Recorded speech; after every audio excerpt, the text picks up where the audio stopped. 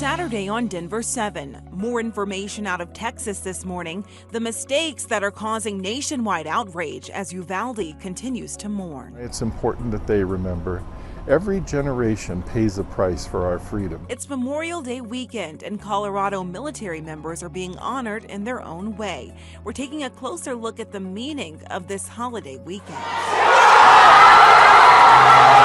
And a big sigh of relief behind all that celebrating. The Avs are making their way to the Western Conference Finals. How fans were feeling after the big win. Good Saturday morning and welcome to Denver 7 News. I'm Jessica Crawford. And I'm Katie LaSalle. Thank you so much for joining us. We'll start with some stories we're following for you this weekend. We're taking a look back at 2013 when Colorado saw one of its worst floods in history. Neighborhoods were destroyed. 400 miles of highway was damaged, some of it even disintegrated. But this weekend marks a major milestone. The last highway that was closed for repairs is opening today, but it's not quite finished yet. Back in 2013, CDOT worked around the clock to reopen all the damaged roads within about 2.5 months, but those were just temporary repairs. Since then, they've been working on permanent repairs. The last project to finish up was Highway 7 near Lyons. That opened yesterday. While the road will reopen to drivers today, the last of the work won't be finished until fall. The Boulder Creek Festival returns today. There's going to be music, craft beer vendors, and a lot of friendly, fun activities. This festival has been around now for more than 30 years and will take place along the Boulder Creek from 9th to 14th Streets between Canyon Boulevard and Arapahoe Avenue.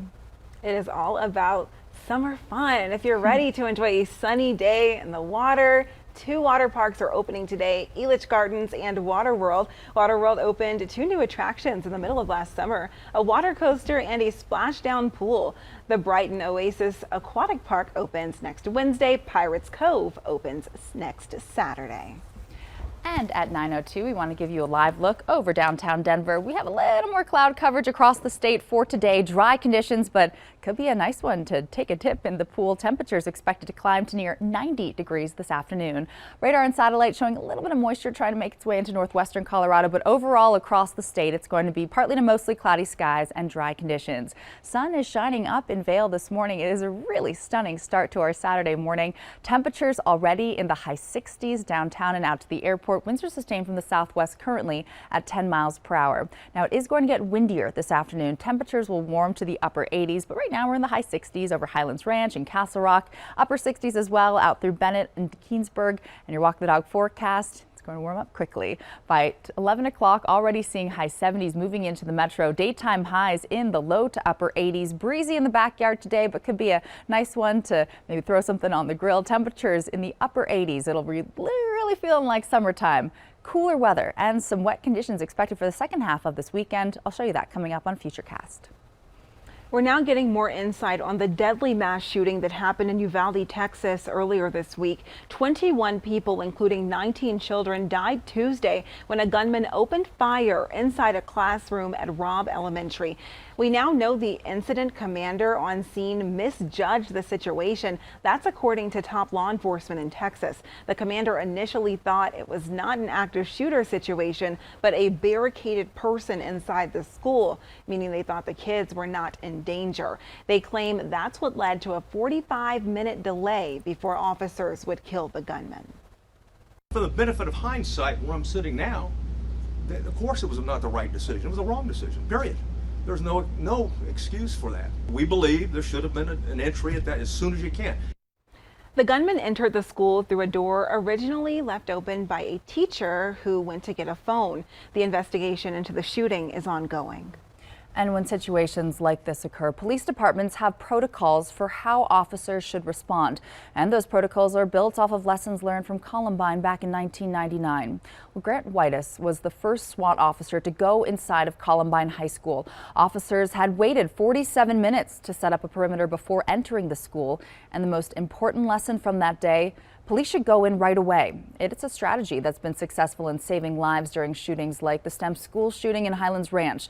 But that is not what we're learning happened in Texas. Whitus says he is now waiting for the investigation to wrap up before making any judgments, but he says that police are trained to go in right away. Anything short of those first officers getting in there the first minute they got there, dereliction of duty. For the past 23 years, Whitus has trained thousands of officers on active shooter protocols. He says there's always more training, though, to be done. It's Memorial Day weekend. While a lot of people are already on vacation or preparing for it, it is important to remember why we have this long weekend in the first place. Our Denver 7's Christian Lopez joins us live from Aurora now, where the Colorado Freedom Memorial is about to have a very special ceremony for our military. Christian. Good morning, guys. Yeah, that's right. The event started about an hour ago. People have been enjoying a pancake breakfast. There's music and there's a special ceremony that's going to start in about an hour here behind me. And you can see how many people came out to the event this morning. Now, after the ceremony, people will be invited to tour the memorial and visit a military vehicle display. Now, while many people will be enjoying a day off on Monday, it is important to remember that Memorial Day is when we honor Americans killed in the line of duty. And event organizers are encouraging you to take at least a couple hours of your weekend to pay your respects. It's the unofficial start of summer. We all know that. There will be barbecues and camping, and there will be parties as well. There should. But it came at a cost. And this is the weekend that we remember that cost, that price we pay for freedom. And the event is free, but donations are accepted, and we'll be bringing you live updates throughout our newscast this morning. Live in Aurora, I'm Christian Lopez, Denver 7. Christian, thank you for your reporting there this morning. And veterans in northern Colorado, they have a new option for medical care now. A new outpatient clinic is opening in Loveland. It is 4 times the size of the old clinic and will offer everything from primary care to mental health to x-rays and even dental services. It's about the human experience. And that's what veterans, I think, are going to really value and appreciate. It's that human connection, it's that caring, it's that support, that compassion that we bring to the table for veterans. Officials say this clinic has a very modern look outside and state-of-the-art equipment on the inside. And about 40% of the staff are veterans themselves. Whether you served in the military or not, the VA is asking people to donate blood. It's calling the campaign the Roll Up Your Sleeves campaign. We encourage first-time donors. We want people from all different ethnicities to go and give blood. So more than 65% of Americans can give blood. Even if you're not vaccinated, you can go and give blood. Even if you've had COVID-19 in the past, you can go and give blood, as long as it's been more than 10 days and all the symptoms have been resolved. You can make an appointment to give blood at any VA center or private center like Bonfils. The VA just asks that you tell them you're doing this as a part of the Roll Up Your Sleeves campaign.